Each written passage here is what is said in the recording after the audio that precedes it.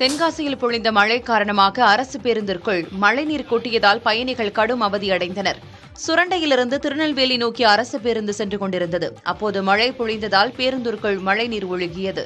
இதனால் பயணிகள் இருக்கையில் அமர முடியாமல் நின்றபடியே பயணிக்கும் நிலை ஏற்பட்டது. இது தொடர்பான காட்சிகள் வெளியான நிலையில் சேதமடைந்த பேருந்துகளை சீரமைக்க பயணிகள் வலியுறுத்துகின்றனர். பட்டதாரி ஆசிரியர் பணி நியமன தேர்வின் அடிப்படையில் இறுதிப் பணி நியமன பட்டியல் வெளியிட இடைக்கால தடை விதித்து உயர்நீதிமன்ற மதுரை கிளை உத்தரவிட்டுள்ளது.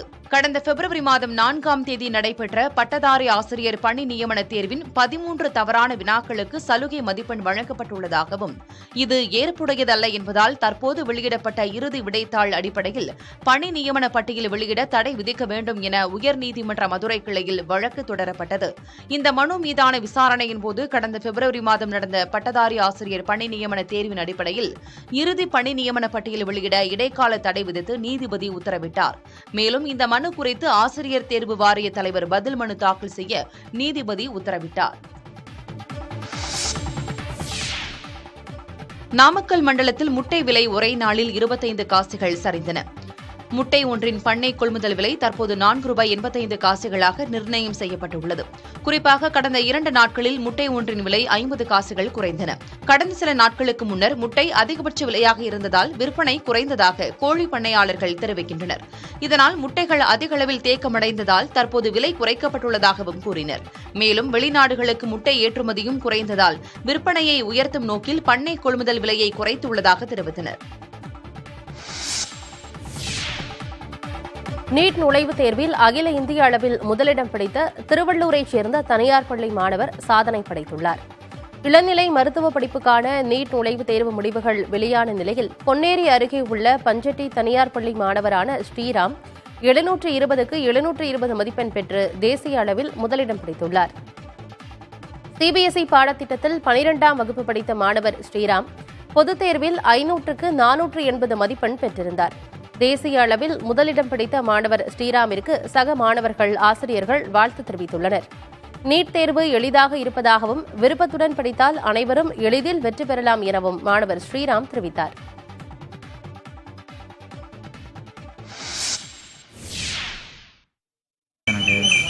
அண்ட் டீச்சர்ஸ்லாம் வந்து கைட் பண்ணாங்க எப்படி வந்து நீட்டுக்கு அப்ரோச் பண்ணோம் அப்படின்னு சொல்லிட்டு.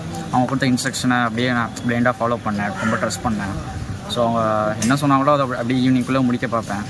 அதை என்ன சொன்னாங்களோ அதை முடிச்சனால நான் எல்லா சிலபஸையும் பக்காவாக முடிச்சுட்டு ஜிடிஸ்லாம் நாங்கள் ப்ராக்டிஸ் பண்ணோம். நிறையா மார்க் டெஸ்ட்லாம் வந்துச்சு. அதையும் நல்லா ப்ரிப்பேர் பண்ணிட்டு ஃபைனல் நீட் வந்து இவ்வளோ ப்ராக்டிஸ் பண்ணாலும் ஈஸியாக தான் இருந்துச்சு.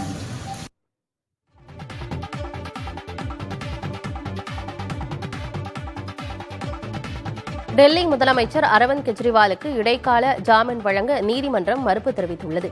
மதுபான கொள்கை முறைகேடு வழக்கில் அம்மாநில முதலமைச்சர் அரவிந்த் கெஜ்ரிவால் மார்ச் 21ஆம் தேதி அமலாக்கத்துறையால் கைது செய்யப்பட்டார். தொடர்ந்து ஏப்ரல் 1ஆம் தேதி அரவிந்த் கெஜ்ரிவால் திகார் சிறையில் அடைக்கப்பட்டார். பின்னர் ஜூன் 1ஆம் தேதி வரை இடைக்கால ஜாமீன் கெஜ்ரிவாலுக்கு கிடைத்தது.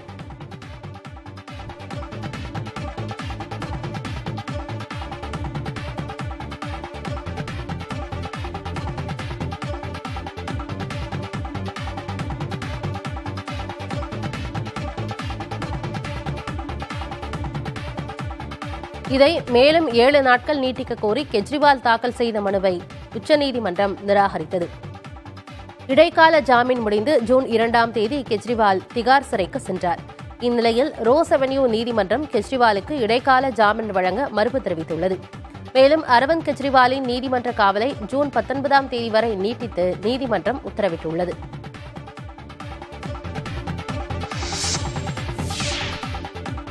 தெற்குடியரசு நாட்டில் நிகழ்ந்த ரயில் விபத்தில் 4 பயணிகள் உயிரிழந்தனர். 26 பேர் படுகாயமடைந்தனர். செக்குடியரசின் தலைநகரான பிராகில் இருந்து ஸ்லோவேக்கியாவின் கோசிஸ் நகரத்துக்கு பயணிகள் ரயில் ஒன்று சென்று கொண்டிருந்தது.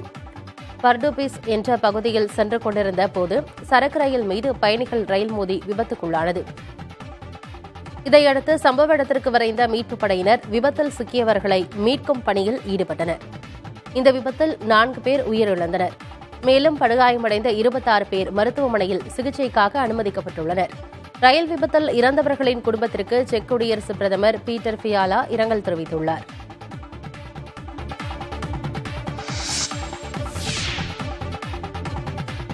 ஃபிஃபா உலகக்கோப்பை கால்பந்து தொடருக்கான தகுதிச் சுற்று ஆட்டத்தில் இந்தியா குவைத் அணிகள் இன்று இரவு 7 மணிக்கு கொல்கத்தாவில் மோதுகின்றன. இந்த ஆட்டத்துடன் இந்திய கால்பந்து அணியின் கேப்டன் சுனில் சேத்ரி ஓய்வு பெறுகிறார். தகுதிச் சுற்று தொடரில் இந்திய அணி இறுதிக்கட்ட நிலைக்கு முன்னேற வேண்டுமானால் இன்றைய ஆட்டத்தில் கட்டாயம் வெற்றி பெற வேண்டும் என்ற நெருக்கடியுடன் களமிறங்குகிறது. தகுதிச் சுற்றில் ஏ பிரிவில் இடம்பெற்றுள்ள இந்திய அணி 4 புள்ளிகளுடன் 2வது இடத்தில் உள்ளது. 12 புள்ளிகளுடன் கத்தார் முதலிடம் வகிக்கிறது. இன்றைய ஆட்டத்துடன் இந்திய கால்பந்து அணியின் கேப்டன் சுனில் சேத்ரி ஓய்வு பெறவுள்ளார். 19 வருட கால்பந்து வாழ்க்கையிலிருந்து ஓய்வு பெறவுள்ள சுனில் சேத்ரி வெற்றியுடன் விடைபெறுவதிலும் இந்திய அணியை அடுத்த கட்டத்துக்கு முன்னேறச் செய்வதிலும் கூடுதல் முனைப்பு காட்டக்கூடும் என எதிர்பார்க்கப்படுகிறது. ஒலிம்பிக் போட்டிக்கான சுடர் ஏந்தி சென்ற வீரர் ஒருவர் இளம்பெண் ஒருவருக்கு காதலை வெளிப்படுத்தியது அங்கிருந்தவர்களை ஆச்சரியத்தில் ஆழ்த்தியது.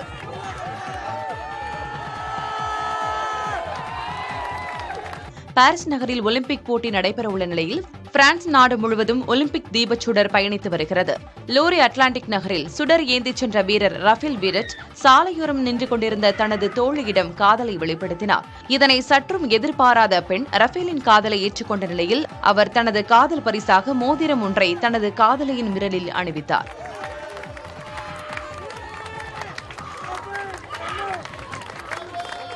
இந்த காட்சிகள் ஒலிம்பிக் தீபச்சுடர் ஊர்வலத்தை காண காத்திருந்தவர்களை மகிழ்ச்சியில் ஆழ்த்தியது. மேலும் இந்த காட்சிகள் சமூக வலைதளங்களில் வைரலாகி வருகின்றன.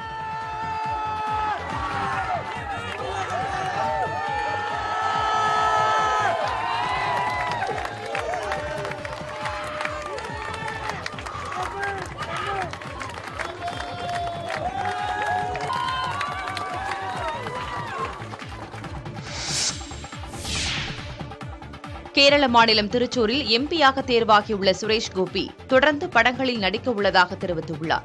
பாஜக சார்பில் போட்டியிட்டு சுரேஷ் கோபி வெற்றி பெற்றதன் மூலம் கேரளாவில் பாஜகவை காலூன்ற வைத்திருக்கிறார். இந்நிலையில் திருச்சூரில் செய்தியாளர்களை சந்தித்த சுரேஷ் கோபி மாநிலங்களவை உறுப்பினராக இருந்தபோது திரைப்படங்களில் நடித்தது போலவே தற்போதும் தொடர்ந்து திரைத்துறையில் கவனம் செலுத்துவேன் என தெரிவித்தார். குறிப்பாக மம்முட்டி தயாரிப்பில் ஒரு படத்திலும் கோகுலம் கோபாலன் தயாரிப்பில் 3 படங்களிலும் நடிப்பதாக அவர் கூறினார். கடந்த மக்களவைத் தேர்தலை விட இந்த தேர்தலில் குறைந்த எண்ணிக்கையிலான பெண் வேட்பாளர்களே தேர்வாகியுள்ளது தெரியவந்திருக்கிறது. நடந்து முடிந்த 18வது மக்களவைத் தேர்தலில் நாடு முழுவதும் மொத்தமாக 797 பெண் வேட்பாளர்கள் களம் கண்டனர். இதில் அதிகபட்சமாக பாஜக சார்பில் 69 நபர்களும் காங்கிரஸ் சார்பில் 41 நபர்களும் தேர்தலில் போட்டியிட்டனர். இந்நிலையில் இந்த தேர்தலில் 73 பெண் வேட்பாளர்கள் மட்டுமே தேர்வாகியுள்ளனர். பாஜக சார்பில் 30 நபர்களும் காங்கிரஸ் சார்பில் 14 நபர்களும் திரிணாமுல் காங்கிரஸ் சார்பில் 11 நபர்களும் சமாஜ்வாதி கட்சி சார்பில் 4 நபர்களும் திமுக சார்பில் 3 நபர்களும் ஐக்கிய ஜனதா தளம் மற்றும் ராம்விலாஸ் பாஸ்வானின் லோக் ஜனசக்தி கட்சி சார்பில் தலா 2 நபர்களும் மக்களவைக்கு தேர்வாகியுள்ளனர். 17வது மக்களவையில் 78 பெண் எம்பிக்கள் இருந்த நிலையில் தற்போது அந்த எண்ணிக்கை 73ஆக குறைந்திருக்கிறது. தமிழகத்தில் 2026ஆம் ஆண்டு பாஜக ஆட்சியை கைப்பற்றும் என அக்கட்சியின் மாநில தலைவர் அண்ணாமலை நம்பிக்கை தெரிவித்துள்ளார். சென்னை தியாகராய நகரில் உள்ள பாஜக தலைமை அலுவலகத்தில் செய்தியாளர்களை சந்தித்த அண்ணாமலை 40 தொகுதிகளிலும் வெற்றி பெற்ற திமுக கூட்டணிக்கு வாழ்த்துக்களை தெரிவித்துக் கொண்டார். மக்கள் தீர்ப்பை தலைவணங்கி ஏற்றுக்கொள்வதாகவும் அவர் கூறினார். 23 தொகுதிகளில் தாமரை சின்னம் பதிந்துள்ளதாக தெரிவித்த அண்ணாமலை இதுவரை வாங்காத வாக்குகளை இம்முறை பெற்றுள்ளதாக அவர் தெரிவித்தார். 2026இல் தமிழகத்தில் பாஜக ஆட்சி அமையும் என அண்ணாமலை நம்பிக்கை தெரிவித்தார்.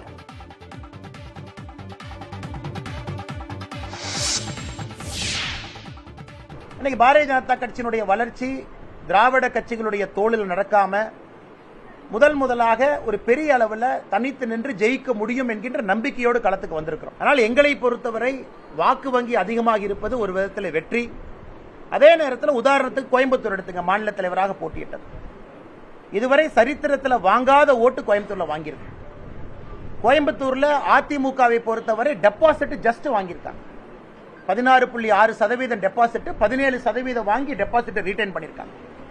கோயம்புத்தூர்ல 10க்கு 9 எம்எல்ஏ அதிமுக இருக்கிறாங்க. அதிமுகவினுடைய கோட்டை கோவைன்னு உங்களுக்கு தெரியும். இதையெல்லாம் நாங்கள் சாதனையா பார்க்கிறோம். இதெல்லாம் எங்களுடைய சாதனை. ஆத்தூர் அருகே வாழை மரம் சாய்ந்து விழுந்து ஒருவர் உயிரிழந்தது அதிர்ச்சியை ஏற்படுத்தியுள்ளது. கொத்தம்பாடியைச் சேர்ந்த செல்லமுத்து தன் வீட்டின் வெளியே கட்டிலில் உறங்கிக் கொண்டிருந்தார். அப்போது பலத்த காற்று வீசியதில் அங்கிருந்த வாழை மரம் முறிந்து அவர் மீது விழுந்தது. மரத்தின் அடியில் சிக்கிக் கொண்டவரை மீட்டு மருத்துவமனையில் அனுமதித்தனர். ஆனால் அவர் சிகிச்சை பலனின்றி உயிரிழந்தார்.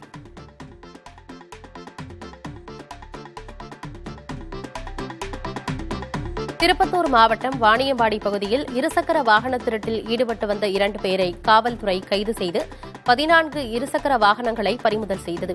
வாணியம்பாடி பகுதியில் இருசக்கர வாகனங்கள் திருடு போனதாக வந்த புகார்களை அடுத்து துணை காவல் கண்காணிப்பாளர் விஜயகுமார் தலைமையில் தனிப்படை அமைக்கப்பட்டு விசாரித்து வந்தனர். இதில் சிக்கனாங்குப்பம் பகுதியைச் சேர்ந்த அரவிந்த் மற்றும் ஐயப்பன் ஆகியோர் இருசக்கர வாகனங்களை திருடியது தெரியவந்தது. இதையடுத்து இருவரையும் கைது செய்த காவல்துறையினர் திருடப்பட்ட 14 இருசக்கர வாகனங்களை பறிமுதல் செய்தனர்.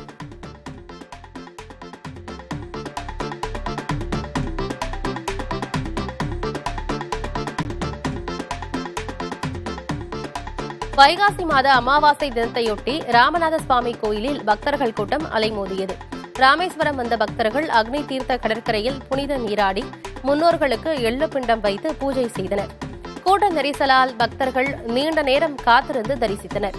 பக்தர்கள் கடலில் ஆழமான பகுதிகளுக்கு செல்லாமல் இருக்க காவல்துறையினர் மற்றும் தீயணைப்பு படையினர் பாதுகாப்பு பணியில் ஈடுபட்டனர்.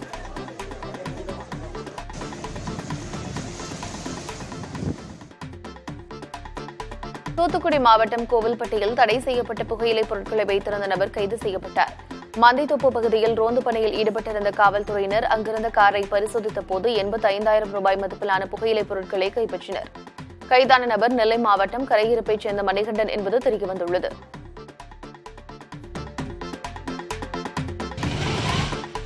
சென்னை பல்லாவரம் அடுத்த பம்மல் பெரியார் நகர் உள்ளிட்ட சில பகுதிகளில் பாதாள சாக்கடை திட்டப் பணிக்காக தோண்டப்பட்ட பள்ளம் சரிவர மூடப்படாததால் விபத்து ஏற்படும் அபாயம் ஏற்பட்டுள்ளதாக பொதுமக்கள் குற்றம் சாட்டியுள்ளனர்.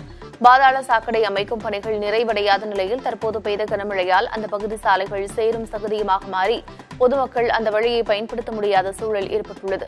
இந்நிலையில் பணிகள் முடிந்தவுடன் பள்ளங்களை முறையாக மூடப்படுவதை மாநகராட்சி நிர்வாகம் உறுதிப்படுத்த வேண்டும் என்று கோரிக்கை எழுந்தது. இதுகுறித்து விளக்கம் அளித்த மாநகராட்சி அதிகாரி ஏற்கனவே பணிகள் தொடங்கப்பட்டதாகவும் விரைந்து சாலை சரி செய்யப்படும் எனவும் தெரிவித்தார்.